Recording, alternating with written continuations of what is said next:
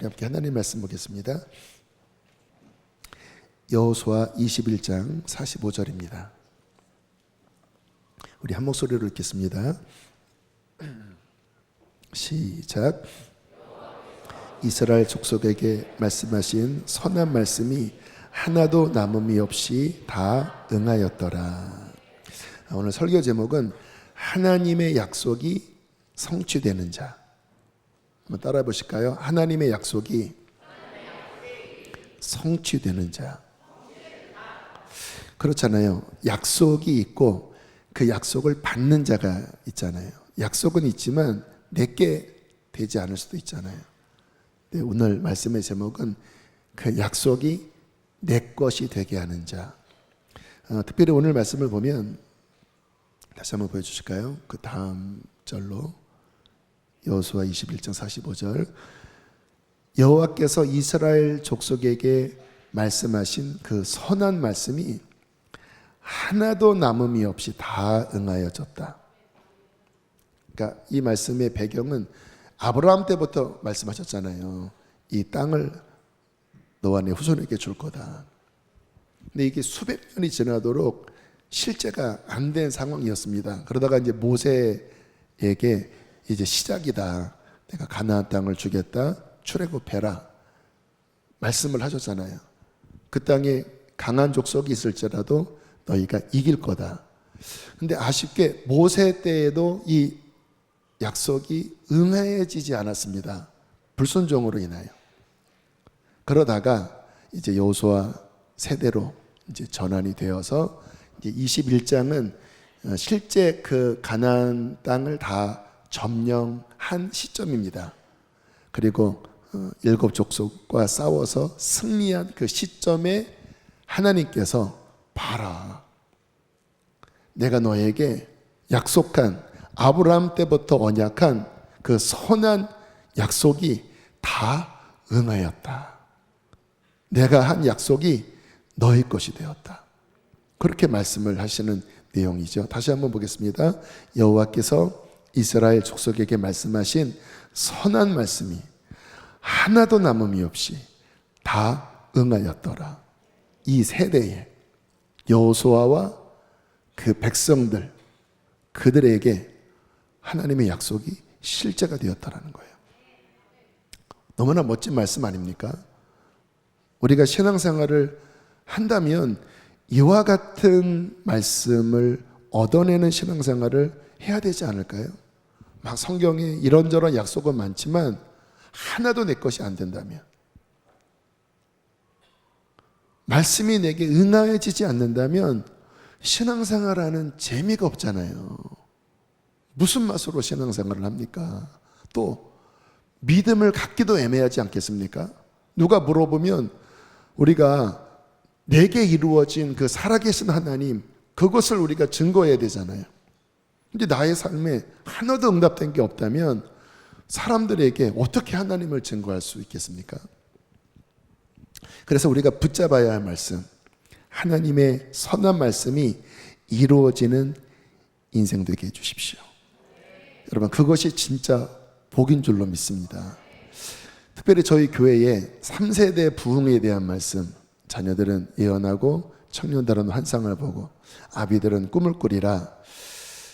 그 말씀을 하나님이 선포하게 하셨잖아요. 그렇다면 우리는 그 말씀이 실제가 되는 이 경험을 반드시 해야 합니다. 그래서 여러분들이 막 자녀들이 막 성령을 받아서 막 하나님 주신 막 감동을 막 선포하는 거예요. 엄마, 아빠, 오늘 기도하는데, 오늘 성령 집회 때 기도하는데 하나님이 내게 이런 말씀을 주셨어. 오늘 성경을 묵상하는데 성령께서 이러한 깨달음을 주셨어. 막 그 아이의 입에서 하나님의 감동이, 하나님이 깨닫게 해주신 그 진리가 선포되는, 어린 아이지만 하나님의 말씀을 그 입에 두었다면 마치 어린 사무엘이 했던 말이 하나도 땅에 떨어지지 않고 다 응하였던 것처럼 그 아이들의 입에서 나오는 말이 하나님의 권능으로 이루어지게 될 거예요. 여러분, 이거 돼야 되지 않겠습니까? 오늘 말씀 준비하면서 좀 묘한 한 사건, 모르겠어요. 저희 가정에 있었던 일이라 뭐 개인적인 경험이지만, 근데 이게 실은 3세대 부흥과 관련돼서 이게 떠올랐습니다. 24년 전입니다. 그때 이제 첫 아이를 임신을 했을 때, 그때 저희가 첫 목회를 안성에서 하고 있었고요. 이제 저는 이제 선교사로 하나님 앞에 헌신을 했기 때문에 이제 목회도 하고, 언제든지 하나님이 선교사로 저를 부르신다면 이제 떠날 준비를 했고, 그래서 그 준비하는 차원에서 이제 선교훈련, MMTC라고 하는 선교훈련을 이제 받고 있었습니다. 근데 그때 제 아내가 만삭이었어요. 그 선교 학교 맨 마지막에 1박 2일 리트릿이 있습니다. 장소가 기억이 안 나는데, 아무튼 뭐 강원도 어느쯤에 가서 이제 수련회를 했는데, 그때 아내가 만삭이라 이제 뭐 곧 며칠 내로 출산을 할 거라고 한 가운데, 아내 혼자 집에 그 교회 사택에 놓고 갈 수가 없어서 그 만삭인 채로 함께 그 수련회를 간 겁니다. 근데 좀 무리해서 그랬는지 그 첫날 저녁 집회 때 양수가 터진 거예요. 그래서 이제 이게 출산하려고 터진 건지 아니면 무리해서 터진 건지 이제 구분이 안 되잖아요. 근데 출산하려고 터지면 이제 진통이 시작돼야 되는데, 이게 이제 시간이 지나도 진통이 오지 않는 겁니다. 그래서 원래 출산하려고 했던 그런 조산소, 거기가 이제 되게 이렇게 분만을 아기와 산모 중심으로 잘 낳게 하는 그런 곳을 알아봐서 낳으려고 했는데, 거기는 병원이 아니기 때문에 진통이 시작되지 않으면 촉진제 같은 거를 놔주지 않거든요. 그래서 기다리다가 안 되겠습니다. 아이가 위험하니까 병원으로 가십시오. 그래서 이제 위험한 상황이죠. 아내와 뱃속의 아이를 이제 태우고 평택에 있는 산부인과를 가는 한 40분 그 차 안에서 마음이 좀 착잡하기도 하고, 근데 그때 제 안에서 나왔던 찬양이 그 예수전도단 몇 집인지 모르는데 마지막 날에라고 하는 찬양이었습니다. 자녀들은 예언할 것이요 청년들은 환상을 보고 아비들은 꿈을 꾸리라. 그 찬양을 계속 불렀습니다. 하나님, 지금 이 상황을 알 수 없지만 주님, 성령이 임하여 자녀들이 예언하고 청년들이 환상을 보고 아비들이 꿈을 꾸는 그 성령의 충만한 역사가 우리의 가정에 임할 줄로 믿습니다. 그러한 마음으로 오는 내내 그 부천에서 평택으로 오는 내내 차 안에서 제가 그 찬양을 흥얼흥얼 불렀어요. 근데 오늘 말씀을 준비하면서 생각이 나더라고요. 그래, 그때 그 3세대 부흥에 관한 찬양을 그 시간에 불렀지. 긴 시간이 지났잖아요. 하나님께서 우리 가정 안에 그와 같은 역사를 성취하시고 앞으로 더 충만하게 이루실 줄로 믿습니다. 여러분, 인생에 그러한 어떤 위기가 있을 때 하나님이 어떠한 약속을 주시잖아요. 근데 중요한 건 무엇입니까? 그 약속이 약속으로 끝나는 것이 아니라 그 선한 말씀이 응해져야 합니다. 오늘 이게 핵심이에요. 하나님, 믿음 없이 우리는 안 돼, 나는 응답받지 못해, 그런 마음 가지시면 안 돼요. 천국은 침노하는 자의 것입니다. 하나님, 우리의 가정에 하나님의 선한 말씀이 이루어지게 하여 주십시오. 성경에 하나님의 선한 말씀을 가장 많이 성취받은 사람이 다윗이라고 할 수 있겠죠. 어린 나이에 하나님의 약속을 받았잖아요. 이스라엘의 왕이 될 거다. 근데 아시는 것처럼 어마어마한 환란이 있었잖아요. 도저히 그 약속이 이루어질 것 같지 않은 그러한 위기를 이제 통과하고 어느 날 보니까 왕이 된 거예요. 근데 그냥 왕 정도가 아니라 주변 나라들이 다 굴복하는, 그래서 말만 하면 그냥 프리패스하는, 그때 성경에 다윗이 이것을 깨달았다라고 하는 말씀이 나옵니다. 역대상 14장 2절입니다. 함께 읽으실까요? 시작.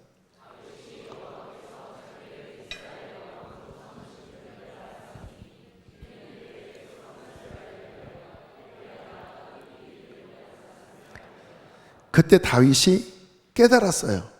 뭐를 깨달았을까요? 하나님의 선한 말씀이 본인의 삶에 어마어마하게 이루어졌다라는 것을 깨달은 거예요.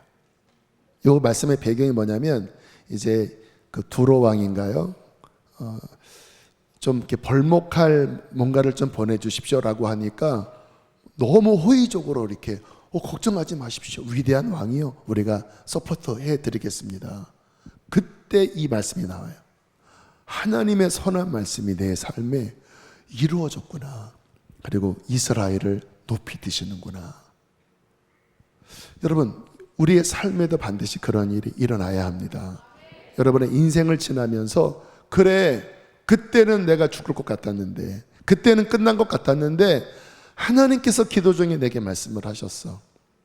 그런데 어느덧 보니까 그 불가능한 것처럼 보인 그 하나님의 말씀이 이루어졌네. 주님이 이렇게 역사하셨네. 그것을 깨닫고 감사하는 그 인생이 반드시 되어져야 합니다. 성경에 이런 약속이 있잖아요. 사도행전 16장 31절 함께 읽으실까요? 시작. 그렇죠. 여러분, 이 약속을 성취 받으셨나요? 그리하면, 예수를 믿으라, 그리하면 구원을 받는다. 이 그리하면이라는 이 접속사지요, 이게 저절로 된다라고 하는 의미는 아닙니다. 눈물로 씨를 뿌리고 하나님 앞에 애원하고 그러한 어떠한 시간들을 통과할 때 우리의 부모님이 구원받고 우리의 자녀들이 구원받고 우리의 배우자가 구원받고, 여러분, 이 약속이 성취되는 그날을 반드시 보시기를 축복합니다. 그것을 위해서 기도하는 거죠. 또 이와 같은 약속도 있죠. 사도행전 1장 5절 함께 읽겠습니다. 시작.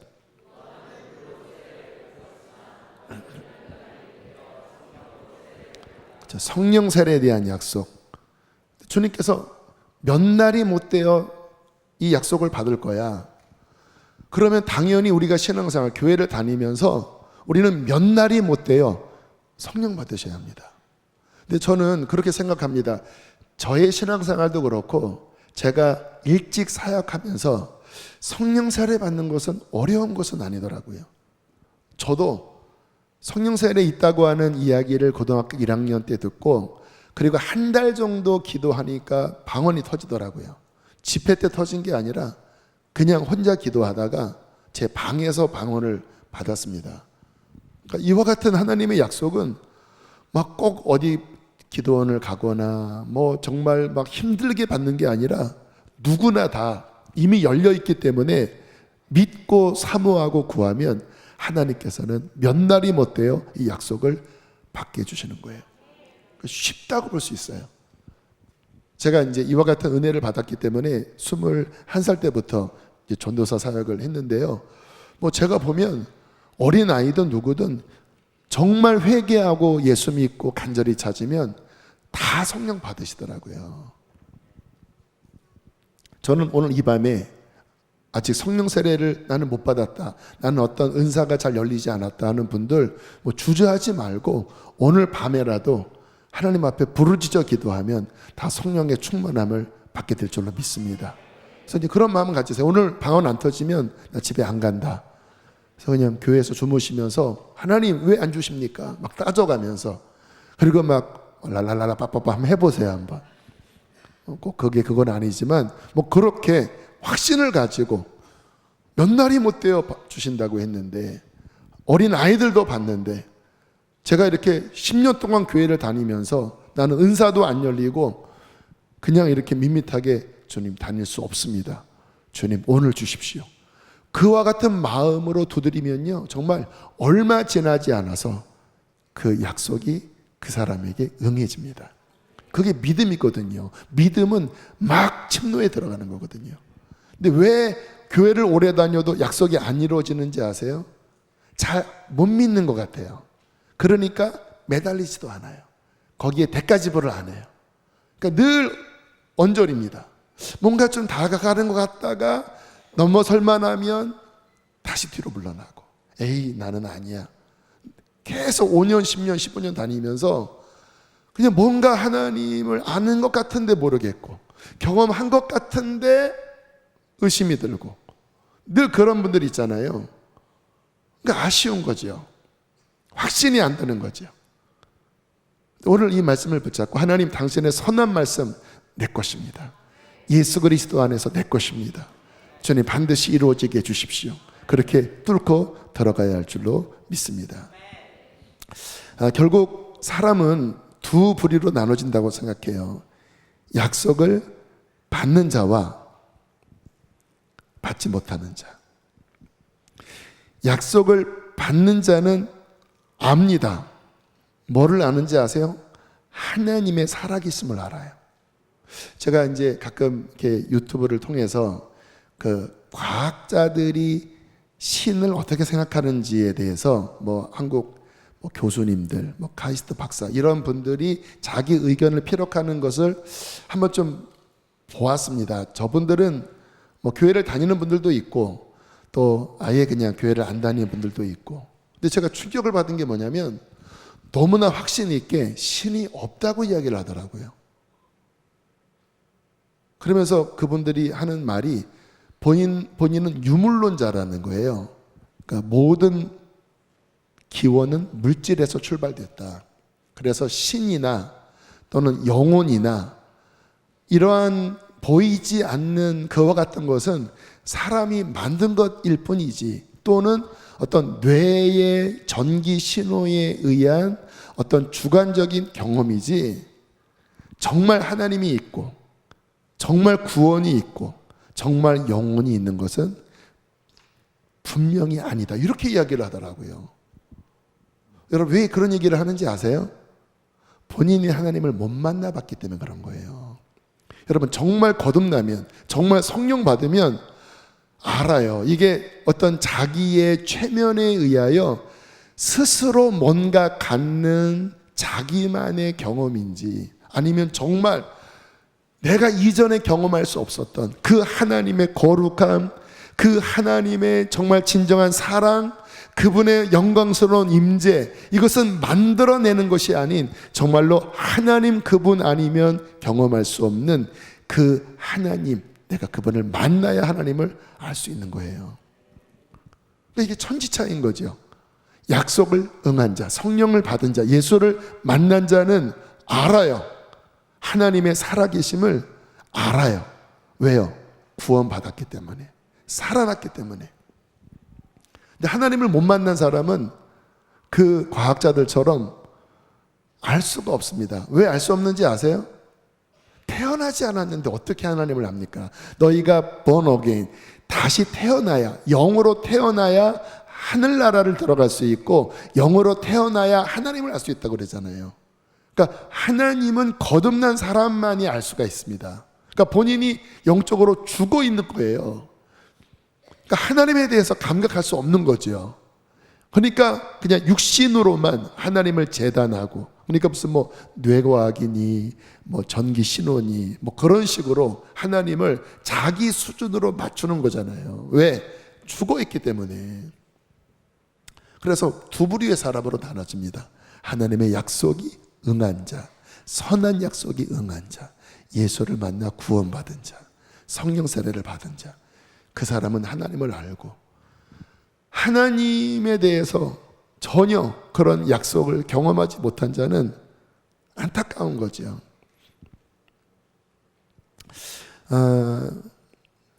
이것은 또 개인적으로도 마찬가지입니다. 교회적으로도 마찬가지죠. 하나님께서 어떤 사람들을 향하여 어떤 구체적인 개인적인 약속을 하시는 경우도 많이 있습니다. 저도 처음 하나님 만날 때 목사대라고 하는 약속인 건지 부름이신지 딱 같은 내용일 것 같은데, 그리고 이제 수십 년이 지나서 제가 목사가 되어 있잖아요. 그 부르심이 응하여진 거지요. 제가 만약에 처음에는 제가 아멘 했다가 나중에 다른 길로 갔다면 난 그런 거 안 해. 그거 고생하는 길이야. 그러면 아마 전혀 다른 인생을 제가 살고 있을 것입니다.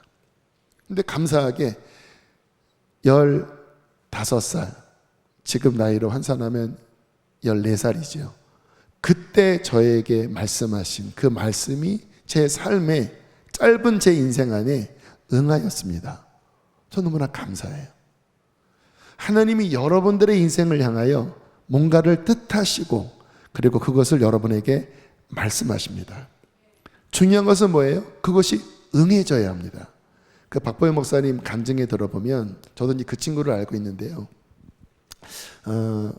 저 지방, 충청도 어느 지방에 부흥회하러 갔다가 막 애들이 산만하게 막 왔다 갔다 하고 떠드는데 유별나게 성가시게 하는 고등학교 1, 2학년 남자 아이 막 왔다 갔다 해서 설교 시간에 막 지적을 하려고 했대요. 너무너무 잘한다. 이뻐요.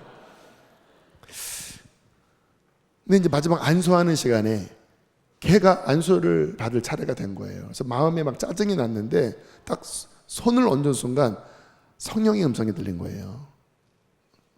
그래서 그 아이에게 성령의 음성을 그대로 이야기했다고 합니다. 네 인생은 이제 두 갈래 길이다. 네가 오늘부터 진짜 하나님 살아계신 것을 믿고 새벽 기도를 빠지지 말고 너 대학교 들어갈 때까지. 근데 걔는 새벽 예배 나갈 그런 분위기가 아니었다고 그래요. 근데 진짜 오늘 내 말을 듣고 새벽 예배를 드리고 그리고 신학대학 들어가면 나한테 와라. 그럼 내가 책임질 거다. 네 인생이 바뀔 거야. 근데 만약에 네가 이 말을 믿지 않고 원래대로 네가 산다고 하면 네 인생은 좋지 않게 될 것이다. 그 예언을 선언을 했대요.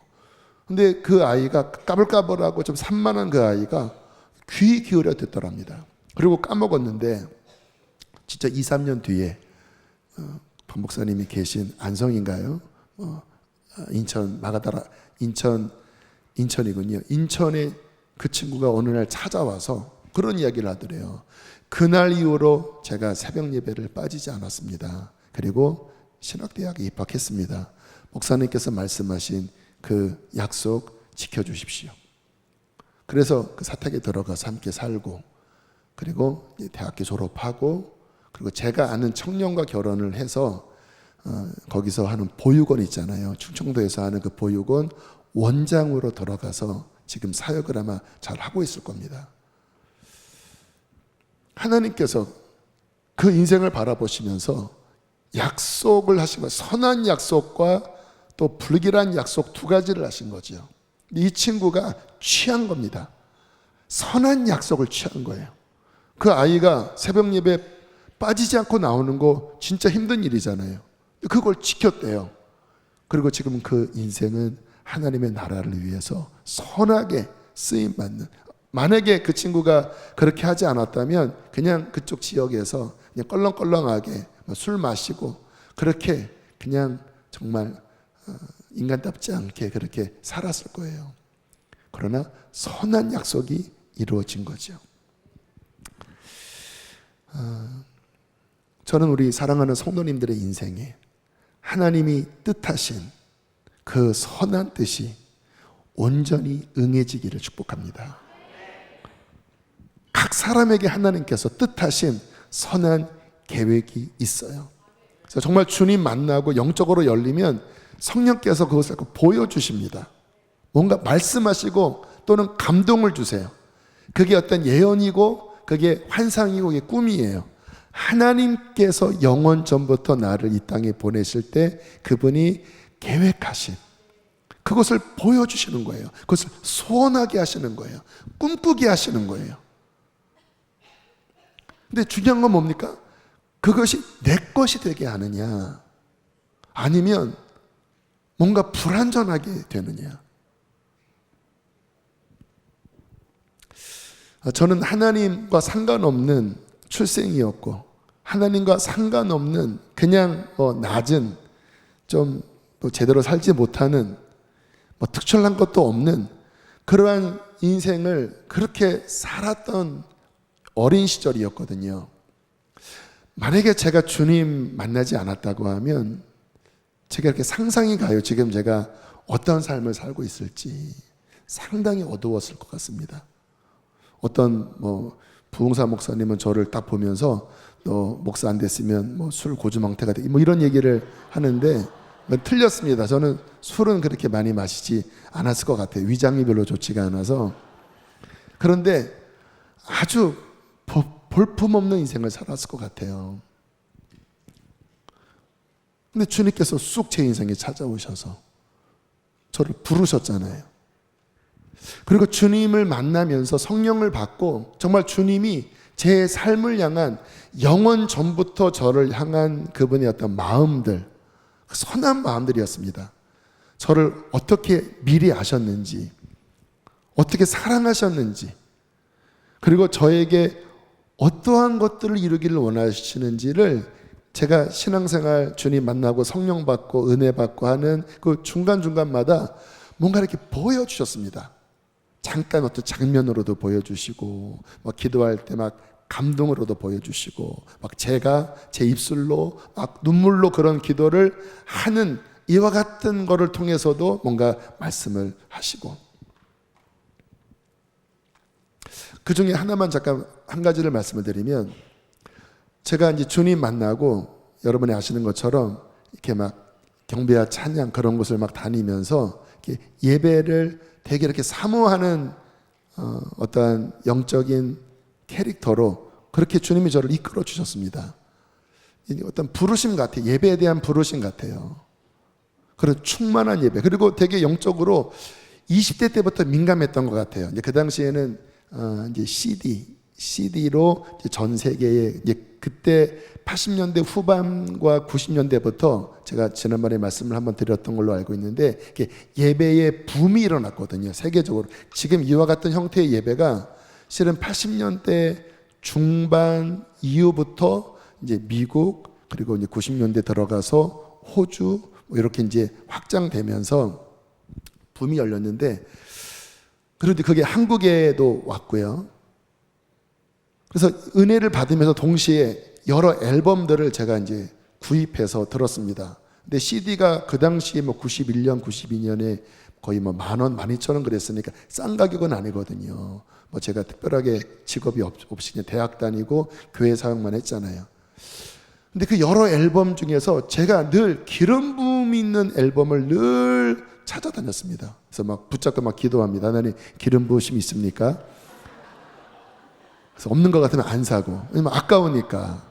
그러다가 그런 거 찾으면 막 너무 막 그냥 쪽쪽쪽 빨아먹은 거예요. 막 계속 들으면서 이 부분 너무나 은혜롭다.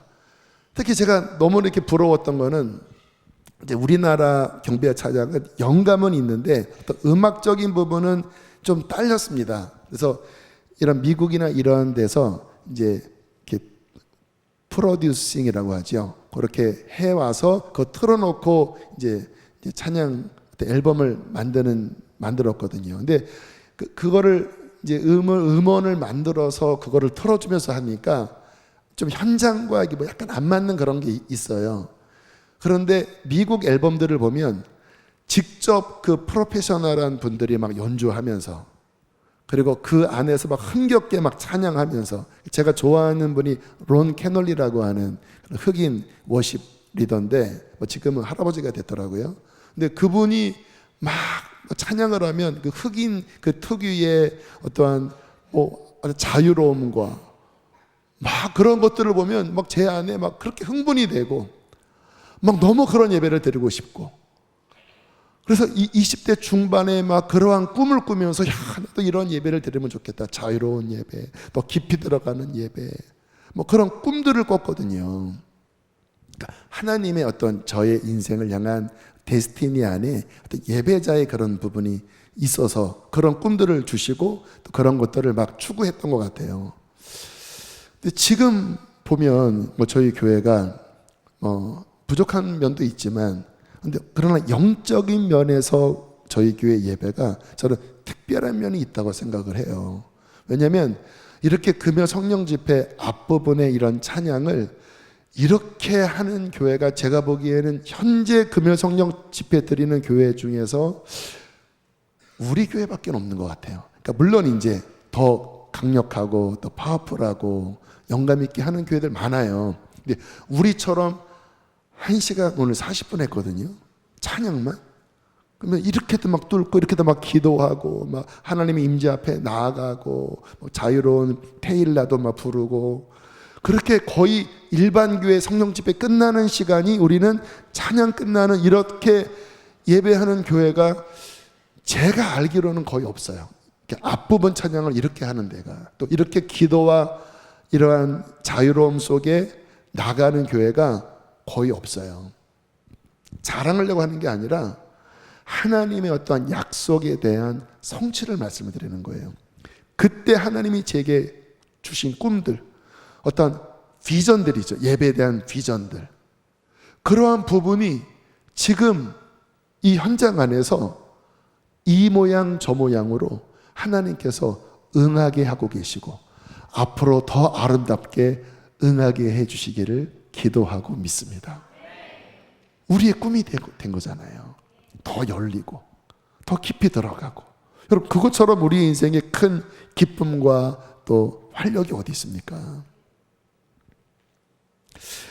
제가 10년 전에는 어떤 멘트를 많이 했냐면 학교를 세워야 합니다라는 멘트를 했습니다. 왜냐하면 워낙 지금 이 시대가 악하고 일반 학교를 다니면서 신앙시키는 이 구조 물론 필요하지만 그래도 뭔가 훈련하는 학교가 있어야 합니다라는 말들을 제가 10년 전에 강단에서 자꾸 이야기를 했습니다. 필요성을 느끼기도 했지만 성령께서 주신 어떠한 소원이었지요. 그런데 이게 자신은 없었습니다. 어떤 분이 그러더라고요. 교회에서 학교를 하는 것은 신중해야 합니다. 왜냐하면 교인이 학부형이 되는 순간 바뀝니다. 그런 얘기를 하더라고요. 귀 있는 자는 들을지어다. 그렇겠구나. 그냥 교회를 다니는 거와 내 아이의 학부형이 되는 그 마음은 다르겠구나. 그래서 이게 그냥 섣불리 시작하다가 뭔가 설익은 것처럼 포기해버려서 그러면 그 아이가 일반 학교 내려놓고 왔는데 책임 못 질 행동을 하는 거는 이건 아니지. 그래서 주저주저 했는데 근데 어떻게 이렇게 뭐 하면서 거기 헌신하는 그룹들이 생기고 아직은 불완전하지만 그렇게 한 6년 전에 시작을 한 거예요. 근데 제가 주변에서 물어보면 그와 같은 꿈을 가진 목사님들이 여러 계셨습니다. 근데 그게 실행되지 않은 경우가 많았어요. 근데 저는 그냥 반신반의했지만 어쨌든 이야기를 했거든요. 근데 그게 이렇게 하더니 만들어지더라고요. 근데 처음에는 아무튼 여러 가지 부족했습니다. 그런데 그 부분이 더 이렇게 뿌리를 내리면서 지금 같은 경우에는 이제 아기 학교도 하잖아요. 그리고 암송 학교도 있고 그리고 키즈아미, 우리 유치원 키즈아미도 있고 그리고 이제 1학년, 초등학교 1학년부터 고3까지 기도 학교까지 해서 한 160명, 170명 아이, 이제 기어다니는 아이부터 대학 들어가기 전까지 그렇게 아이들이 교회에서 막 학교를 하고 또 수업을 듣고 그리고 와서 식사를 하고 막 뛰어다니는 모습을 보면 신기한 거예요. 야, 이게 어떻게 인간의 힘으로 될 수 있는 일인가? 그냥 생각을 한 것뿐인데 지금 이 아이들이 이곳에서 헌신하는 선생님들 지금 이렇게 함께 예배하고 또 이렇게 지금 결국 그 친구들이 또 함께 하늘나라의 꿈을 향하여 나아가잖아요. 너무 감사하더라고요. 이게 무슨 경험이죠? 주님께서 제 마음 안에 주신 그 선한 하나님의 어떠한 소원들이, 꿈이, 그분의 말씀이 길지 않은 시간에 제 삶의 현장에서 열매를 맺는 것, 응하여진 것, 그것은 감사한 일이고 기쁜 일이고 하나님께 영광 돌리는 일인 줄로 믿습니다. 여러분, 인생의 복은 무엇일까요? 하나님의 선한 말씀이 응하여지는 열매를 맺는 것이 인생의 복입니다. 왜요? 그것은 하나님이 열매를 맺게 해주셨기 때문에 주님 나라 갔을 때 주님께로부터 칭찬을 받을 수가 있는 거거든요. 그래서 아무튼 오늘 이 말씀을 통해서 우리의 신앙생활 안에 정말 주님의 그 약속을 받기를 원하는데, 특별히 말씀을 오늘 준비하면서 이 말씀 성취에 있어서 지금 이 때를 봐야 한다는 마음을 주님이 주시더라고요. 왜냐하면 이제 이렇게 보면 됩니다. 하나님께서 그분의 뜻을 이 역사 속에서 그분 스스로 성취해 가십니다. 주님 재림이죠. 그분은 그의 약속대로 예수를 보내셨고 성령을 보내셨고 교회를 세우시고 이제 땅끝까지 복음을 전하게 하면서 이제 마지막 엔드타임, 이제 끝을 오게 하시는데, 우리가 그 사이에 잠깐 살잖아요. 한 80년, 길어야 90년. 그 인생을 사는 데 있어서 우리가 보셔야 될 게 뭐냐면, 하나님의 그 역사를 성취해 나가시는 하나님의 나라의 스케줄에 우리가 연결에 들어가서 하나님의 나라를 위하여 우리의 짧은 인생이 쓰임 받는 것, 이것이 하나님의 선한 말씀이 성취되는 인생의 그림인 것입니다. 자, 그런 측면에서 왜 때를 봐야 된다, 하나님의 어떤 성취에 있어서 때를 봐야 한다라고 하는 것이요, 지금 이 때가 아시는 것처럼 마지막 때잖아요. 여러분, 이스라엘을 주목해 보셔야 합니다. 성경에 이스라엘은 어떤 하나님의 때, 하나님의 나라의 완성에 굉장히 중요한 시그널입니다. 그래서 이스라엘이 하나님의 역사를 이루는 어떤 바로메타, 또 중요한 표지판 또는 증거로 삼겠다고 구약 때부터 계속 하나님이 약속하셨거든요. 1948년에 독립된 것, 마치 무화과 나무에 싹이 난 것처럼 1900년이 아니죠. 이스라엘은 예수님 당시에도 국권이 없었습니다. 식민 지배 아래였어요. 나라가 없었습니다. 그냥 로마의 통치 아래 있었어요. 그러니까 거의 2500년입니다. BC 586년 때부터 국권을 잃었던 나라가 AD 1948년에 독립을 한 거니까 2500년 만이에요. 무화과나무 잎이 싹이 난 거예요. 기적이죠. 기적이죠. 그리고 불과 지금 그로부터 70년이 좀 지났죠. 지금 자꾸 전쟁이 확전되고 있습니다. 근래 뉴스 보신 것처럼 이제 북쪽 레바논을 이스라엘이 어쨌든 치고 있어요. 이란이 지금 들고 일어나고 있습니다. 근데 우리 같으면 이스라엘이 나라가 작고 주변 이 중동 국가가 숫자가 많기 때문에 그렇게 적극 공세를 취하지 않는 게 현명할 것 같은데, 근데 그렇게 흐름이 가지 않죠. 여러분, 이 모든 것이 지금 뭔가 이 마지막 때 하나님의 그 나라 완성을 향한 어떤 움직임으로 보셔야 합니다. 저는 지금 이제 중요하게 보는 것 중에 하나가 뭐냐면, 지금 여러분들이 다니엘서를 보시고 계시잖아요. 그 다니엘서 끝에 나오는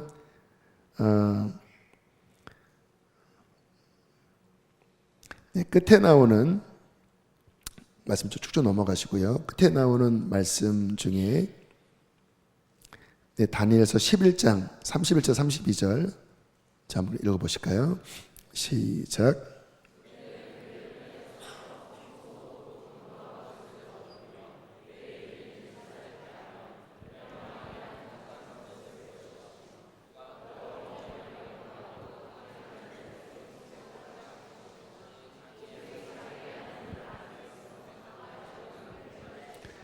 이제 다니엘서의 끝이 이제 주님 재림하기 전에 이스라엘 중심과 주변에서 일어나는 변화 속에서 이제 하나님의 예언이 어떻게 성취되는지를 보여주거든요. 그러니까 다니엘서는 전 세계 역사의 흐름도 이야기하지만 이스라엘의 회복을 보여주는 말씀입니다. 근데 그 마지막 끝에 일어나는 중요한 일이 뭐냐면 적그리스도가 성전의 거룩한 곳에 자기 우상을 세우는 거예요. 그래서 본인이 거기에 서서 이제 멸망에 가증한 우상을 세우고 내가 하나님이다. 마치 사탄과 똑같죠. 지난 주일 말씀드린 인간이 하나님처럼 되려고 하는 그 본성을 드러내면서 나를 섬겨라. 그 일이 일어나면 이제 거의 끝이고 그때 자기의 하나님을 아는 백성은 강하여 용맹을 떨치면서 그 도전을 뚫고 그러니까 순교를 당하든지 뭐 피신을 하든지 그것을 뚫고 이제 마지막 환난을 통과하는 그림이 이제 하나님의 나라 완성의 그림이거든요. 자, 그러면 재림 전에 두 가지가 성취되어져야 돼요. 이스라엘의 독립 성취됐죠. 또 하나 뭐가 성취되어져야 되는지 아세요? 성전이 만들어져야 합니다. 제3성전. 솔로몬 성전 무너졌지요. 스룹바벨 성전 무너졌지요. 제3성전. 그게 만들어져야 그 성소에 적그리스도의 우상이 들어가요.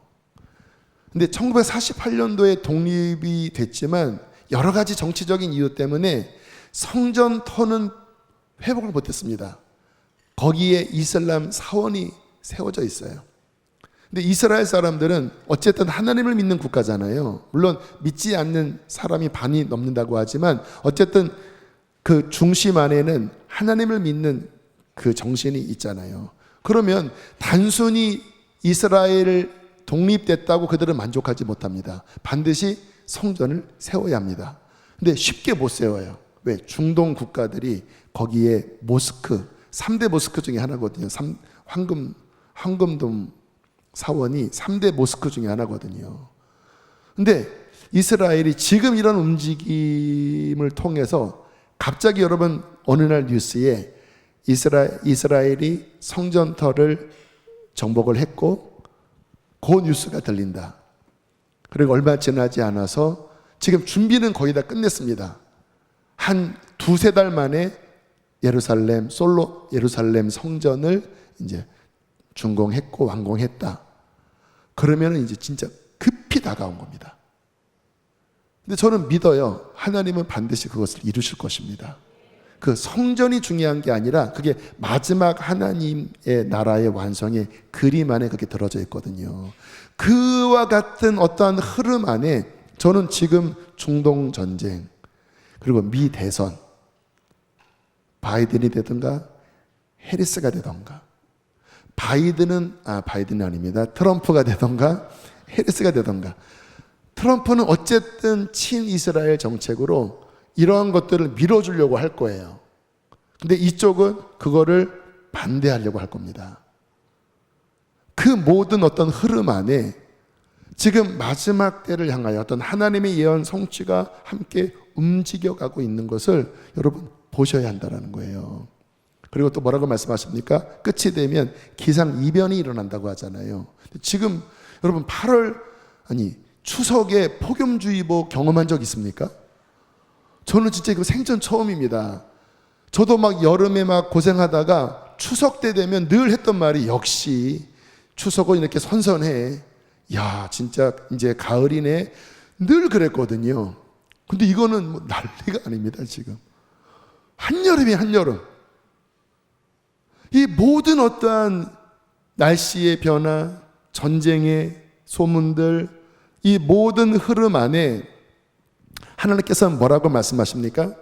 이렇게 말씀을 하시는 겁니다. 다시 전전 말씀으로 와서 요엘서 2장 28절 29절 함께 읽겠습니다. 시작.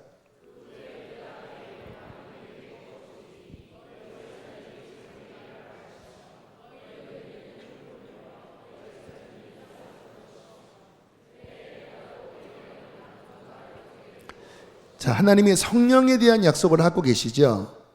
근데 이 약속이 어떠한 상황인지 환경인지 그 다음 절 말씀 보면 이렇게 나와요. 30절, 32절까지 함께 읽겠습니다. 시작.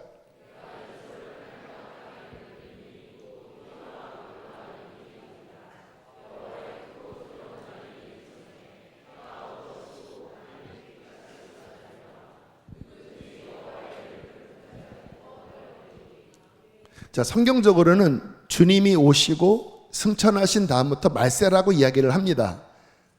그래서 베드로도 이 말씀을 이제 선포하면서 이 성령이 임하신 것이 이 말세에 대한 예언의 성취다라고 말씀을 그렇게 예언을 하긴 했어요. 그런데 어쨌든 2000년 전에는 말세 초기예요. 그런데 지금은 말세 끝입니다.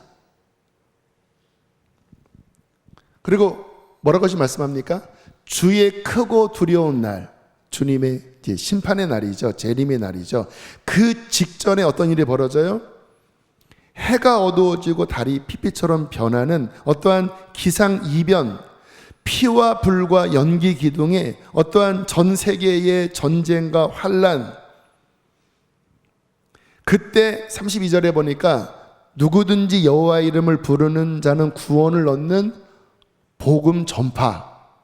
이게 마지막 때 그림이에요. 환란, 복음 전파, 심판.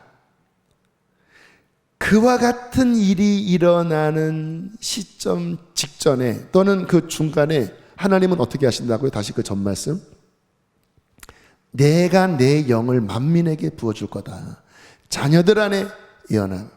너희 아비들 안에 꿈을 꾸고 너희 젊은이들이 이상을 보고 또 내 남정과 여정에게 내 영을 물붓듯이 부어주어서 그 시대를 하나님의 종으로 하나님의 나라를 이루는 하나님의 사람으로 감당하는 나의 일꾼을 세울 것이다.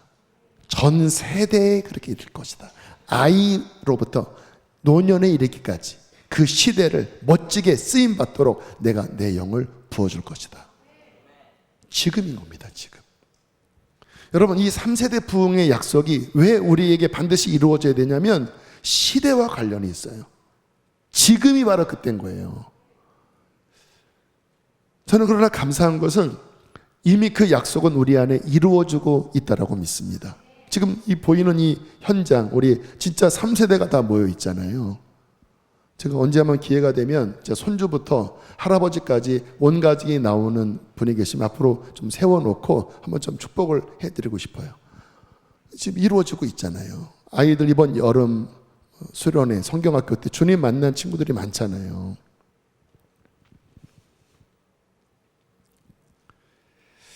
이와 같은 시기에 하나님, 이제 주의 약속이 거의 다 성취됐습니다. 주님도 오셨고 이제 성령도 임했고 이제 복음이 땅끝까지 전파되고 있고 이제 이스라엘도 독립됐고 아직 이스라엘이 하나님께로 예수께로 돌아오진 않았지만 이제 뭔가 하나님께서 출산하기 전에 역사를 이루고 계십니다. 북한의 문도 열릴 것입니다. 주님, 그때 환란도 오겠지만 복음이 왕성하게 땅끝까지 전파돼서 모든 민족에게 복음이 전파되는 이제 그 끝으로 가고 있는데 하나님, 주께서 말씀하신 자녀들이 성령을 받고 청년들이 성령을 받고 아비들이 성령을 받아 하나님, 하나님의 나라를 위하여 부를 때 일어나는 그 약속이 성취되길 원합니다. 우리 교회 안에 성취되길 원합니다. 그래서 하나님, 함께 3세대가 일어나 성령을 받고 3세대가 함께 예배를 하고 3세대가 거리에 나가 전도를 하고 할렐루야, 3세대가 교회에서 함께 봉사를 하고 3세대가 열방을 향하여 나아가는 하나님, 그 약속을 보게 해주십시오. 이 꿈을 꾸면서 여러분, 우리가 기도하고 이미 이루어져 가고 있지만 더 분명하고 확신 있게 일어나서 하나님께 영광을 돌려야 할 줄로 믿습니다. 자, 어떻게 이것이 우리 안에 그럼 이루어질 수 있을까요? 시편 81편 10절에 이렇게 말씀을 하십니다. 함께 읽겠습니다. 큰 소리로 시작.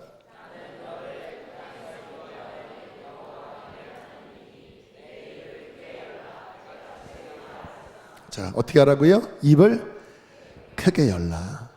하나님이 약속하신 것을 향한 입을 크게 열라. 그러면 어떻게 하시겠다고요? 채우겠다. 주님께서 이 3세대 부흥에 대한 이 성령의 약속은 아까 서두에 드린 말씀처럼 어려운 약속이 아닙니다. 왜냐하면 이미 열렸고 이미 부어지고 있기 때문에 그냥 누구나 다 받을 수 있어요. 그러나 중요한 건 뭡니까? 입을 넓게 열어야 돼요. 다른 말로 하면 그릇을 잘 준비시켜야 합니다. 그러면 그곳에 하나님은 당연히 당신의 마지막 예언을 완성하는 이 시점이기 때문에 그릇만 준비되면 하나님께서는 가득 넘치게 채워주실 것입니다. 그래서 두 부류로 역시 이것도 나눠요. 진짜 그것을 받아내는 그릇들이 있고, 난 그런 거 관심 없어. 나는 그런 거 부담스러워. 그렇게 그냥 육신적으로 반응을 한다고 하면 역시 하나님의 약속이 그에게는 하나도 응해지지 않겠지요. 그러면 인간적으로 사는 것으로 끝나는 겁니다. 종교적으로 교회 다니는 것으로 끝나는 거예요. 여러분, 그렇게 신앙생활 하고 싶지 않으시잖아요. 그렇게 인생을 살고 싶지 않잖아요. 하나님께서 다니엘서 말씀처럼 이제 뜨인도를 통하여 예수 그리스도의 나라를 세우시고 이제 우리가 그 나라의 왕권을 가진 자들로 하나님은 우리를 세우실 텐데 그 하나님의 나라에 우리가 동참하고 우리가 쓰임받기를 저는 간절히 원합니다. 이것을 우리가 믿기 때문에 하나님께서 우리 교회에게 이 마지막 때다, 이제 내가 내 영을 부어주길 원한다, 그리고 나의 나라를 멋지게 이루어다오, 내가 모든 세대에게 이것을 부어줄 거야, 그렇게 주께서 말씀하고 계신 것을 믿으신다면 하나님, 우리 것 되게 해주십시오. 우리 자녀들에게 부어주십시오. 우리 손주들에게 부어주십시오. 우리에게 부어주십시오. 우리 어르신들에게 부어주십시오. 그런 그릇을 잘 만들 때에 하나님께서는 저곳에 막 모일 때마다 막 기름을 막 물 붓듯이 부어주시고 막 하늘을 꿈꾸게 하시고 이 마지막 때 환난을 보게 하시고 그 속에서 어떻게 쓰임받을지, 어떻게 브레이크스루를 할지, 어떻게 통일한 국시대에 하나님의 나라를 이룰지 각자에게 부어주시는 그 꿈과 환상과 예언으로 하나님께서는 무장시키시고 권능을 주셔서 그 하나님의 나라의 마지막 피날레에 멋지게 동참시켜 주실 것입니다. 내 입을 넓게 열어라. 그릇을 준비해라. 그러면 그릇을 준비하는 것은 무엇일까요? 첫 번째는 믿으셔야 합니다. 하나님께서 우리 교회에, 우리 가정에, 내 신앙에 이 마지막 때를 감당할 영광스러운 성령의 약속을 이루기를 원하시는구나. 말씀을 믿으십시오. 그러면 어떤 일이 벌어질까요? 사모하는 마음이 생길 것입니다. 사모하셔야 돼요. 여러분, 입을 넓게 열라. 여기에 이제 우리 새에 대한 비유를 들면 그 새집에 이렇게 새끼 새들이 있고, 그리고 이제 어미 새가 이렇게 뭐 벌레를 물어주면 막 새끼들이 막 난리를 치거든. 막 하면서 막 그 엄마에게 뭐 벌레를 달라고 하는데 보면 걔가 거 같고 막 그래요. 그러니까 막 얘네들이 막 이거 벌레를 막 달라고 막 다들 난리를 치는데 그 어미 새가 어떻게 알지요? 이미 준 애도 또 막 버르장머리 없으면 입을 벌리거든요. 근데 걔는 안 줍니다. 다른 애를 준대요. 안 먹은 애를 준대요. 그럼 어떻게 아냐? 한번 먹은 애는 입이 들 벌러진대요. 근데 안 먹은 애는 나는 안 먹었어 하면서 막 입을 그냥 막 쩍쩍 벌리면은 얘가 지금 배고프거나 개를 준다라는 거예요. 현명하잖아요. 새들도 입을 넓게 벌리는 그 새끼의 목에 먹이를 넣어줍니다. 근데 영적으로도 마찬가지예요. 내 입을 넓게 열라. 진짜 하나님의 약속을 믿고 그 다음에 사모하는 간절한 마음이 있어야 합니다. 하나님, 그 약속 내 것이 되길 원합니다. 입을 막 넓게 막 여는 거예요. 그러면서 어떻게 해야 됩니까? 지난주 말씀처럼 밭을 기경하고 또 그릇을 씻어내는 거죠. 더러운 그릇에게 주시지 않으니까, 딱딱한 그릇에게 줄 수 없으니까 그릇을 씻어내고 밭을 기경하고, 그리고 이제 하나님의 약속을 신뢰하면서 구한다면 주님께서는 그냥 채우시고 또 채우시고 또 채우실 것입니다. 여러분 다 성령 받으신 분들이 대부분이실 거예요. 그러나 주님께서 이 시간 제 마음에 감동하십니다. 그곳에 더 깊이 채워줄 것이다. 더 새롭게 채워줄 것이다. 더 강력하게 채워줄 것이다. 그래서 이 기름 부음은 주님께서 주시는 이 성령의 충만함은요, 더 받으셔야 되고 더 다양하게 받으셔야 돼. 물론 한 분 성령이시지만 그 한 분 성령님이 다양하게 역사하시거든요. 생수로도 역사하시고. 그래서 어느 때는 막 시원하게 우리를 씻겨내시는 거지요. 또는 우리의 가라앉 목을 막 채우시는 거지요. 어느 때는요, 명철과 막 지혜로. 그래서 이 지혜의 성령을 받으면 이게 막 깨달아짐이 풍성해지더라고요. 막 성경을 보면 막 깨달아지고, 어떤 상황을 보면 그게 지식의 은사라고 하는데, 뭐냐면 하나님의 직관으로 어떤 중심을 꿰뚫어 보는 거예요. 뉴스를 보더라도 뭐 지금 이스라엘이 헤즈볼라를 공격을 한 게 그냥 평면의 뉴스가 아니라 그 속에, 특히 이번에 보니까 다니엘서를 보면서 뭔가 연결이 되잖아요. 그렇게 연결이 되는 거예요. 지혜의 기름 부으심, 지식의 기름 부으심, 또 능력의 기름 부으심. 우리가 신앙생활 하면서 주님 주시는 능력으로 무장되어져야 합니다. 그래서 마귀와도 싸울 수 있어야 되고, 막 어떤 기도를 통하여 막 뚫기도 해야 되고, 그때는 주로 불로 임합니다. 그래서 능력은 파이어로 임하더라고요. 그래서 이 불을 좀 받잖아요. 그러면 진짜 어떤 병든 사람이나 어려운 사람에서 기도하면 그 받은 불이 이렇게 나가요. 그래서 제가 아는 어떤 권사님도 병든 사람에서 막 기도하니까 이 불이 막 계속 돌아가고, 다 기도 끝난 다음에 본인이 힘이 쭉 빠지면서 얼굴이 하얘졌다고 하더라고요. 근데 이분은 치유를 받아요. 그러니까 하나님의 어떤 성령의 능력이 굉장히 다양하고 풍성하시거든요. 은사도 다양하고 풍성하시거든요. 근데 이 마지막 때는 왜 필요하냐면, 지금도 우크라이나 러시아 전쟁 보면 결국 무슨 전쟁인지 아십니까? 무기 전쟁이에요. 어떠한 미사일을 쏠 수 있느냐, 어떠한 전략적 무기를 사용할 수 있느냐에 따라서 전세가 바뀌는 거잖아요. 그래서 서방 세계에서 지원을 해주잖아요. 똑같아요. 이 마지막 때는 적그리스도, 사탄도 마지막 모든 수단과 방법을 총동원해서 엄청난 파워를 가지고, 그리고 교회를 공격하고 믿는 자들을 핍박해요. 그래서 다니엘서 보면 믿는 자가 한때, 두때, 반때를 지나면서 다 깨어진다고 그러잖아요. 그만큼 엄청난 화력으로 우리의 신앙을 흔듭니다. 근데 그때 믿는 사람은 용맹을 바란다고 하거든요. 그냥 자기 힘이 아닙니다. 하나님의 은총이 임하여, 하나님의 능력이 임하여, 그 속에서 그 기름 부음으로 그것을 감당할 수 있는 권능으로 채워져야 된다는 거예요. 그래서 이것을 계속 채워져야 합니다. 그래서 오늘 제가 우리 사역자 회의 시간에 그런 얘기를 했습니다. 지난 8월 10일인가요? 9일에 하울고가 끝났고 벌써 40일이 지났습니다. 그 사이에 이제 성경학교, 또 뭐 단기 선교, 또 휴가, 그리고 이제 이번 주까지 추석 연휴까지 이제 매듭을 짓고, 또 이제 폭염도 이제 오늘부터 끝나고 이제 짧은 가을의 시간이 진행될 텐데, 이번에는 이렇게 진행될 것입니다. 중앙 집권으로 하지 않고 각 부서에서, 교구에서, 지역에서, 교회학교에서 사역자들과 평신도 리더십이 함께 논의하면서 10월경에 입을 넓게 열고 각 부서의 상황에 맞도록 이 성령의 부흥과 하나님의 약속을 어떻게 받아낼지에 대하여 그 부서 안에서 전략과 지혜를 준비하십시오.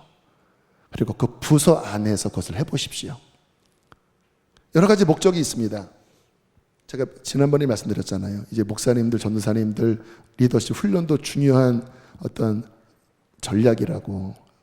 그래서 우리 목사님들, 전도사님들, 그리고 우리 지역장님들, 목자님들, 또 우리 부장님들 잘 이런 영적인, 물론 여러 가지 것도 중요하지만 결국 중요한 것은 영적인 시각이거든요. 어떻게 하나님의 약속을 받아내는지는 이것은 세상 지혜가 아니라 하나님의 지혜인 것입니다. 또 그것을 직접 활용하고 사용하고 운영할 수 있는 그러한 지략과 권위를 가져야 하나님의 나라의 장소로 쓰임받을 수 있잖아요. 내가 어떤 사역을 감당할 때 우리 부서 안에 하늘이 열리고 성령이 임하여 아이들이 주님 만나고 사람들이 회심을 하고 사람들이 회복되고 사람들이 강건해지는 그와 같은 하나님의 나라의 일을 감당할 줄 알아야 합니다.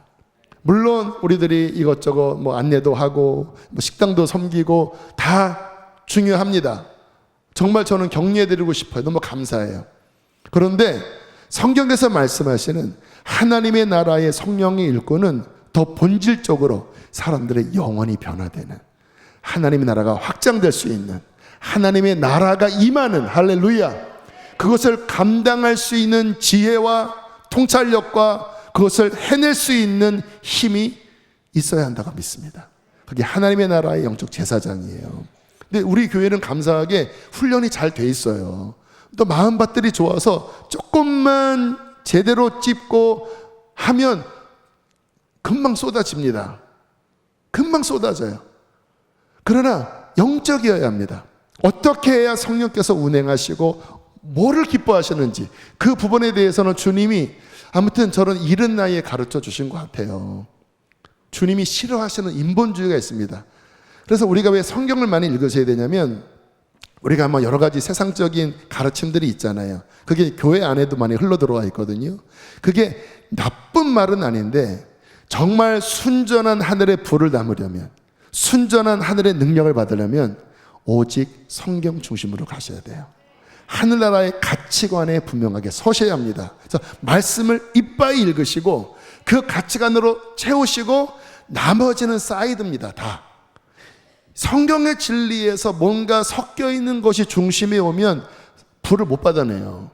저는 그런 것이 요즘 현대교회의 맹점이라고 생각해요. 뭔가 지식은 많은데 가만히 들어보면 성경 그대로를 믿지 않아요. 요즘 이제 유튜브 보면 막 이제 젊은 세대들 이제 교회들을 어떻게 개척할 것이냐, 어떻게 목회를 할 것이냐, 이중직은 어떻게 할 것이냐, 막 그런 여러 가지 이슈들로 막 여러 가지 이야기들을 하는데 좀 안타깝지요. 요즘 하도 어려우니까 사역자들이 일을 해야 되는 그런 시점입니다. 또 바울이 텐트 메이커였잖아요. 그 뭡니까, 이게 텐트를 이렇게 깁는 이런 역할을 하면서 어떤 식의 직업을 갖고 자비량으로 선교를 했기 때문에 그러한 일을 하는 것은 성경의 어떠한 면에서는 허용하는 부분입니다. 근데 제가 아까 식사하다가 목사님, 전사님들에게 어떤 얘기를 했냐면, 그런 이중직을 갖는 것은 케이스 바이 케이스다, 필요하다. 그러나 안타까운 것은 뭐냐면 정말 영혼을 살리고 하나님의 나라를 확장하는 그 본질이 강화된 채, 진짜 복음으로 영혼을 살리는 이 훈련을 제대로 받지 못한 채 그냥 학교에서, 신학교에서 아카데미 지식으로 신학을 배우고 진짜 복음으로 영혼을 구원하고, 하나님께서 초대교회에 사도 바울에게, 12사도에게 말씀하셨던 성령이 임하셔서 어떻게 영혼을 변화시키고 어떻게 마귀의 대문을 깨뜨리고 어떻게 하늘나라를 확장시키는 가장 본질적인 이 부분은 제대로 배우지 못한 채, 그것을 활용하지 못한 채 그냥 목회가 안 되니까 이렇게도 해보고 저렇게도 해보고, 이렇게 하면 답이 없다, 평생 답이 없다, 안타깝다, 그런 어떤 제 속에 있는 말을 내뱉게 되었습니다. 저는 우리 교회 사역자들 또 우리 평신도 분들이 그냥 심플하게, 뭐 성경에 평신도 사역자 구분 없잖아요. 심플하게 예수께서 말씀하신 그 권능을 받으시면 되는 것입니다. 하나님의 말씀, 하나님의 성령, 하나님의 나라, 선교 완성, 복음 전도, 주님 이것을 우리에게 부어 주십시오. 그래서 심플한 거예요. 그걸 받고, 그리고 영혼 사랑하러 기도하고 복음을 전하고 뚫고 나가면 이 마지막 때 하나님은 그와 같은 심령에, 그와 같은 교회에 물 붓듯이 성령을 부으셔서 하나님의 나라의 그 마지막 완성에 영광스럽게 사용하여 주실 것입니다. 우리 그릇을 준비합시다. 입을 넓게 열립시다. 그리고 말씀대로 구합시다. 주님께서 이제 잘 준비된 그 부서에 10월 달에 이제 창의적인 지혜를 기도하면서 만들려고 했습니다. 그래서 뭐 이렇게든 저렇게든 제가 격려하겠습니다. 그럼 그곳에 하늘의 불이 막 임해서 여러분 안에 3세대의 부흥의 역사가 우리 블레싱에도, 우리 뉴 브랜치에도, 우리 브릿지에도, 우리 젊은이 교회에도, 우리 청소년들에게도, 다윗부에게도, 요셉부에게도, 유아 유치부에게도, 키즈아미에게도, 아기학교에도 모든 부서 안에 하나님이 물붓듯 그의 성령의 불을, 단비를 내려주실 것입니다. 할렐루야. 이 선한 말씀이 우리에게 응할 줄로 믿습니다. 하나님께 영광의 박수 올려드리시겠습니다. 우리 나오셔서 함께 찬양하시겠습니다.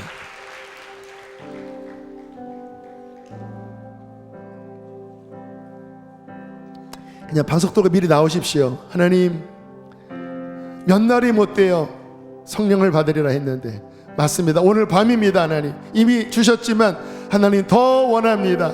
하늘의 문을 열어 주시옵소서. 예수 그리스도의 이름으로 하늘의 문을 열어 주시옵소서. 더 필요합니다. 모든 세대마다 하나님 부어 주시옵소서. 우리 사모는 음악으로 함께 고백합니다. 성령의 비가 내리네.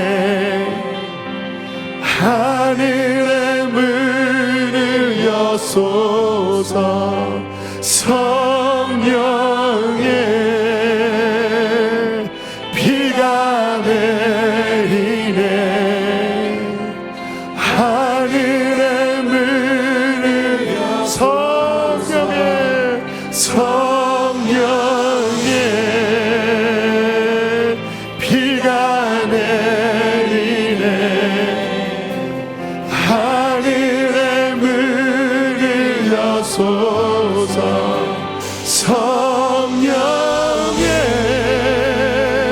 하나님, 내가 말세에 내 영으로 모든 육체에게 부어주리니 너희 자녀들은 장래를 말할 것이며 너희 늙은이들은 꿈을 꾸며 너희 젊은이들은 이상을 볼 것이고 그때 내가 내 영을 남종과 여종에게 부어줄 것이다. 내가 이적을 하늘과 땅에 베풀리니 피와 불과 연기 기둥이라. 여호와의 크고 두려운 날이 이르기 전에 해가 어두워지고 달이 빛빛같이 변하려니와 누구든지 여호와 이름을 부르는 자는 구원을 얻으리로다. 하늘의 하늘문을 열어주십시오. 하늘의 문을 열어. 하늘의 하늘문을 열어. 하늘의 하늘문을. 자, 믿음으로 곧장 뚫고 나가세요. 하늘의 하늘문을 열어. 하늘의 하늘문을 열어. 우리 믿음으로 주 말씀 하늘문을 열어. 주 말씀 하늘문을 열어. 주 말씀 하늘문을 열어. 주 말씀 하늘문을 열어. 주보혈 하늘문을 열어. 주보혈 하늘의 문을 열어주십시오. 하늘문을 열어주시고 언약을 이루소서. 한 번 더. 주보혈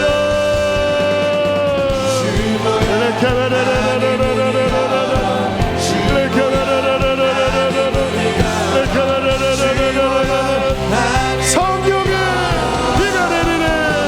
성령의 주여. 목마름으로 구하세요. 믿음으로 구하세요. 마음에 걸리는 것이 있다면 예수의 피로 씻어내십시오. 준비된 그릇에 부어주실 것입니다.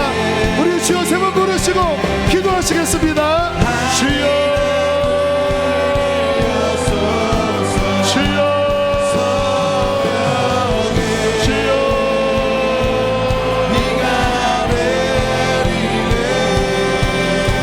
만물의 마지막이 가까이 왔으니 근신하여 기도하라.